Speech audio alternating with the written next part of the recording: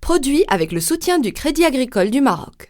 Record mondial pour un tableau d'Eugène Delacroix, vendu aujourd'hui de plus de 50 millions de francs à Drouot. Choc de cavaliers arabes, c'est son nom, témoigne de l'éblouissement du peintre romantique lors de son voyage au Maroc. Cette toile, qui date de 1832, avait été estimée dans un premier temps à 12 millions de francs, soit le quart du prix par l'étude qui la vendait. Richard Tripot et Marc Félix ont assisté à ce grand moment. Il était estimé entre 8 et 12 millions de francs. Ce choc de cavaliers arabes, peint en 1832 par Delacroix, n'était quasiment jamais sorti de la famille qui l'avait acheté en 1888. Sa vente aujourd'hui s'annonçait comme un événement, elle le fut. Mis à prix 500 000 francs, en quelques instants, il atteignait des sommets. 46 500 000, pas au fond, pas à gauche. On lance à 46 500 000.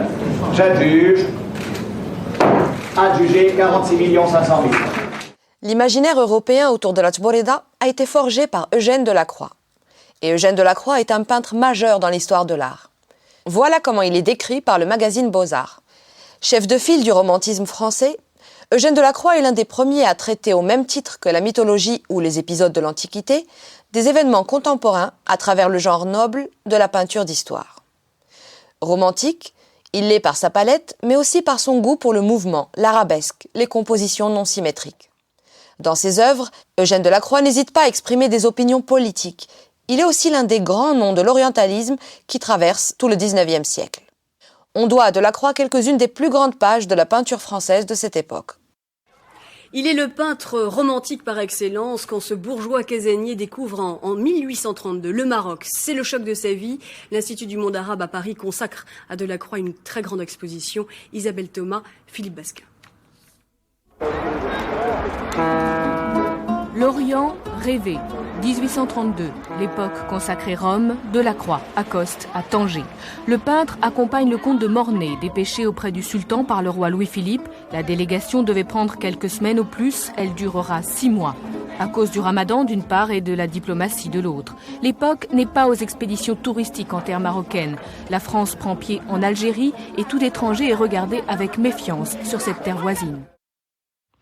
Au moment où Eugène Delacroix accompagne l'ambassadeur de France à la cour du sultan du Maroc, à Meknès, donc il accompagne le comte de la Mornay, qui a pour but de négocier les frontières entre l'Algérie, qui est en train d'être conquérie par la France, et l'empire du Maroc, comme on disait alors en France. Mehdi Rouirguet, maître de conférence à l'Université de Bordeaux.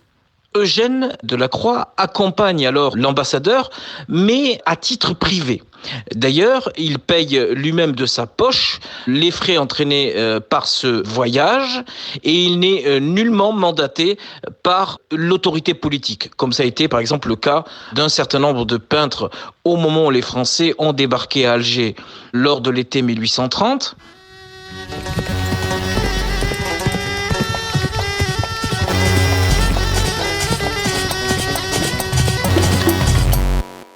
Le peintre lui-même est venu avec beaucoup de fantaisie dans sa tête. Il va découvrir cet Orient imaginaire, même s'il ne s'agit pas de l'Orient. Donc déjà dans sa tête, elle est en pleine fantaisie. Mustafa Qadiri, professeur d'histoire à l'Université de Rabat. Ensuite, comme il dit lui-même, il était ébloui par les lumières.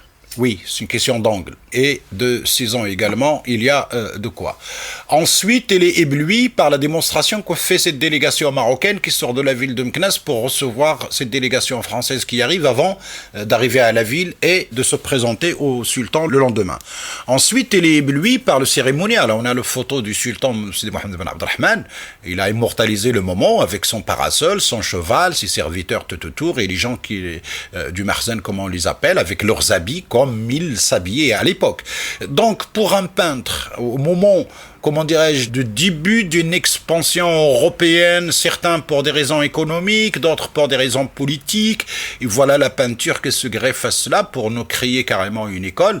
Alors, la fantaisie du cheval, de l'indigène, de la femme nue, du harim, l'odalisque, c'est toute une série de sujets qui sont liés à cette peinture européenne fantaisiste qui fait de la fantaisie un élément fondamental dans la création. Et d'ailleurs, Delacroix, quand il est arrivé, il n'avait fait que des croquis. C'est une fois il est arrivé en France qu'il a dessiné ses tableaux, c'est-à-dire sur une période de 20 ans. Hein. Il n'a pas dessiné le tout d'un coup, mais selon les commandes ou ses propres fantaisies, il reprenait ses croquis de ce qu'il avait observé dans la ville de Meknès pendant son séjour en 1832. Et qui est Delacroix au moment où il débarque en 1832 au Maroc? Il a déjà peint son plus célèbre tableau, son œuvre monumentale, La liberté guidant le peuple, qui a longtemps orné les billets de banque. En 1832, Eugène Delacroix est tout sauf un inconnu.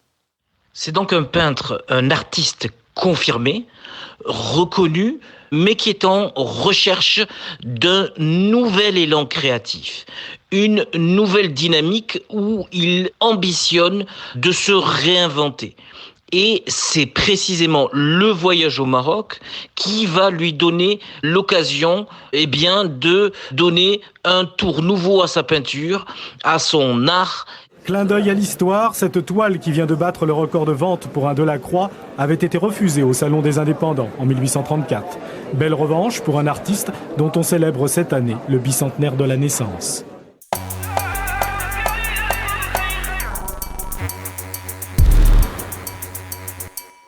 Maintenant, il faut se poser la question. Que sait Eugène Delacroix du Maroc? Qu'est-ce qu'il connaît de notre pays quand il débarque? Et qu'est-ce qu'il y cherche? Depuis le XVIIe siècle, et plus précisément depuis le règne de Moulay Ismaïl, donc on est à partir de 1672, le Maroc est perçu dans l'imaginaire collectif européen comme une sorte de double négatif, valeur versus anti-valeur.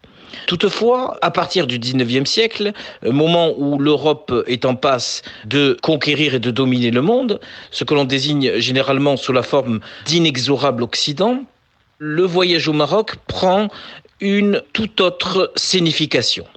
En effet, à partir de ce moment-là, dans une Europe où le rythme de la modernisation s'accélère, où la vitesse devient reine et où la bourgeoisie s'empare du pouvoir, on date ça précisément en France de 1830 et de la monarchie de Juillet, il est certain que le voyage en direction, entre guillemets, de l'Orient, lequel Orient commence à partir de l'Espagne et des Pyrénées, véritable vestibule de l'Orient, le but du voyage en Orient étant, à ce moment-là, de se découvrir à soi-même, à partir de l'impératif bien connu chez les Grecs et qui figurait sur le frontispice du temple de Delphes, connais-toi toi-même. Et évidemment, c'est dans ce cadre-là plus global, dans ce contexte, qu'il faut replacer le voyage d'Eugène Delacroix au Maroc. Voyage effectué donc en 1832. Et c'est lui, paraît-il, qui donne ce mot de fantasia, parce que justement, avant d'arriver à Meknès, on leur envoie une délégation pour les recevoir, et bien sûr, il y avait cette Tborida qui faisait la démonstration de force devant eux. Au début, la délégation, il avait l'air un peu impressionné même, il avait peur, sauf que quelqu'un qui était dans la légation française à Tanger, qui était sur place, il leur a dit, ne vous inquiétez pas, ce n'est qu'une fantaisie, et que peut-être, à ce moment-là, Delacroix avait chopé le mot pour dire, donner le nom fantasia. Il nous dessinait le cheval sous toutes ses coutures, surtout ce fameux cheval barbe qui est associé à cette Tborida.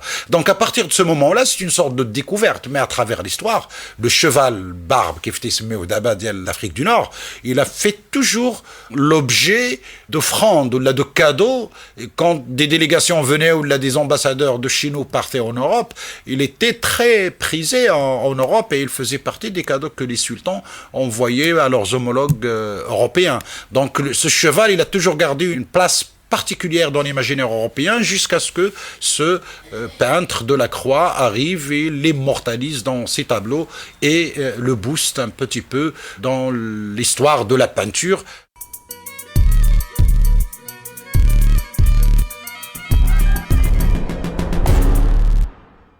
Dans ce contexte, il apparaît dans ses dessins, dans ses croquis, qui cherche, qui ambitionne de saisir le moment.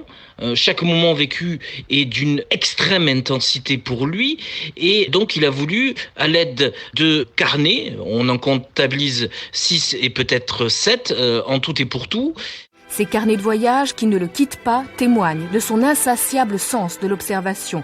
Journaux intimes, ces notes, jetées à la hâte, parfois sans même descendre de cheval, sont très loin de l'art classique dont il est issu.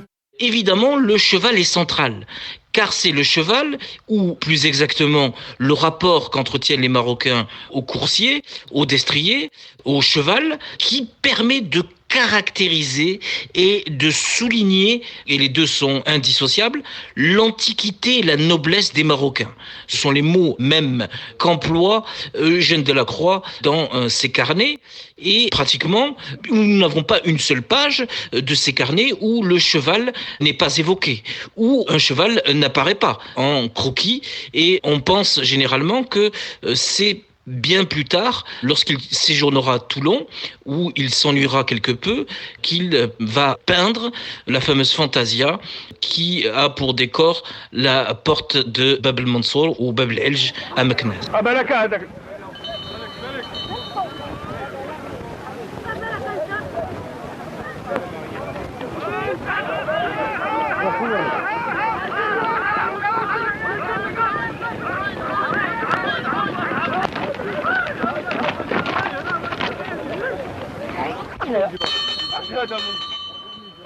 On pourra ainsi retenir, garder à l'esprit que le cheval, encore une fois, sert à mettre en évidence, à mettre en lumière, et c'est le cas de le dire, le caractère ancien et noble des Marocains, qui n'ont pas, contrairement à la France, contrairement à l'Europe, contrairement à l'Occident, abdiquer leur capacité à se défendre, à faire la guerre, et donc d'une certaine manière les Marocains entretiennent très lointainement l'esprit de la chevalerie. Les carnets d'Eugène Delacroix, c'est un millier de dessins, où il multiplie les croquis avec comme pour objectif de saisir le sublime vivant et frappant qui court ici dans les rues et vous assassine de sa réalité. C'est comme ça qu'il a décrit le Maroc dans une lettre écrite lors de son voyage. Et puisque je cite Delacroix, voilà comment il explique en 1853 pourquoi il a attendu presque 20 ans pour passer des croquis des carnets à la toile finale.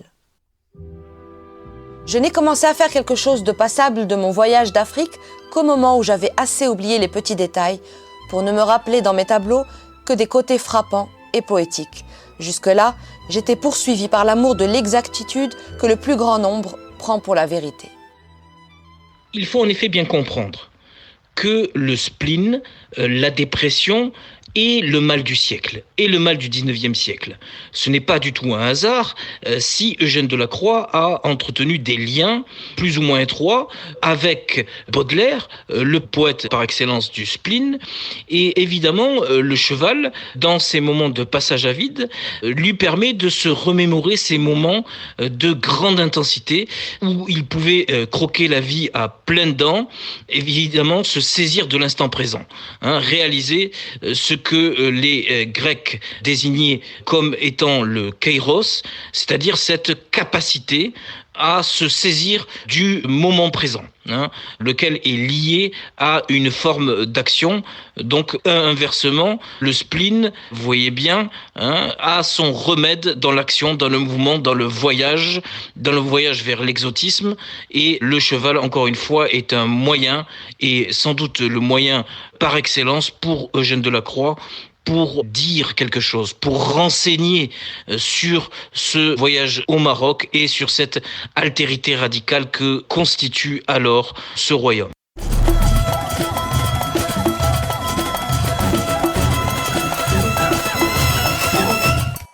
Il n'arrête pas, que ce soit dans ses carnets ou ultérieurement dans ses aquarelles, dans sa peinture, de représenter deux animaux. Ces deux animaux, ce sont d'une part le cheval et d'autre part le lion. Les deux ont ce point commun de représenter la force, la liberté, la fougue, autant de caractéristiques que Eugène Delacroix associe fortement au Maroc, qui est l'expression réalisée de toutes les qualités, de toutes les caractéristiques de ces animaux, cheval et lion, lion et cheval.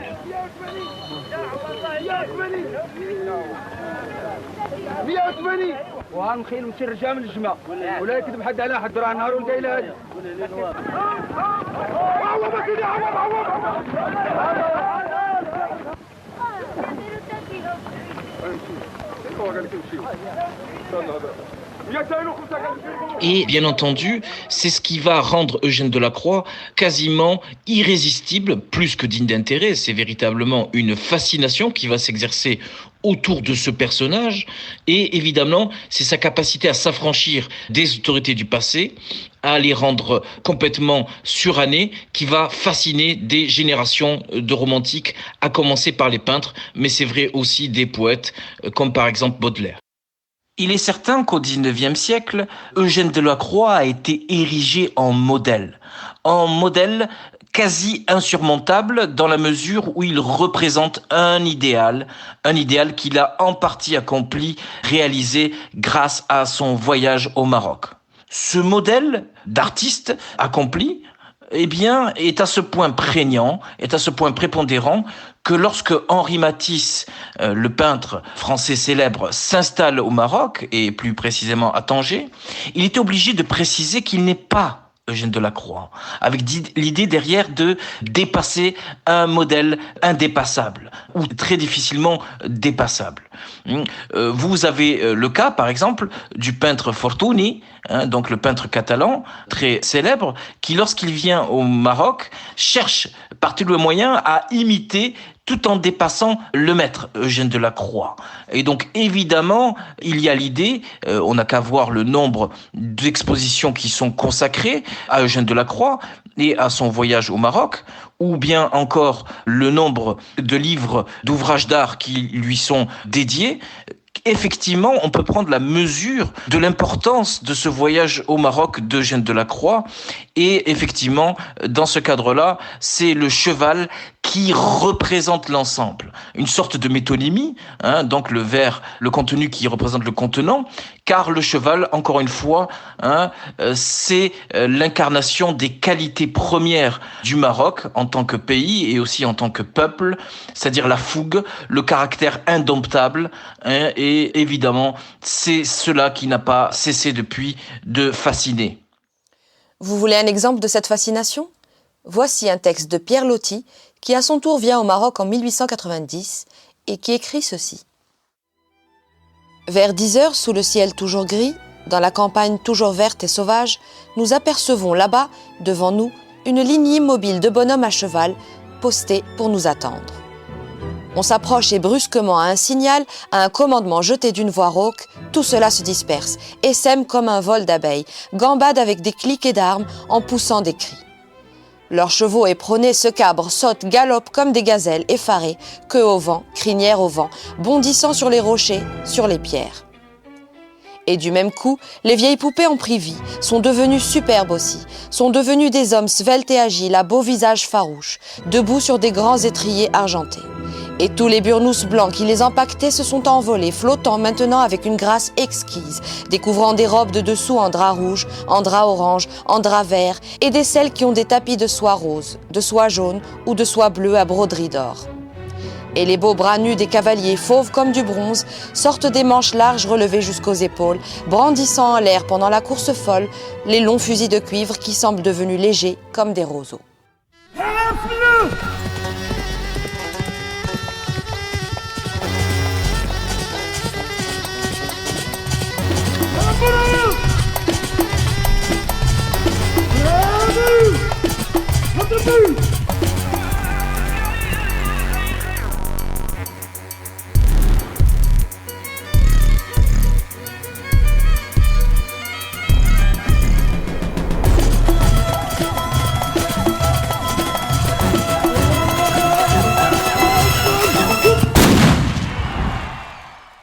Produit avec le soutien du Crédit agricole du Maroc.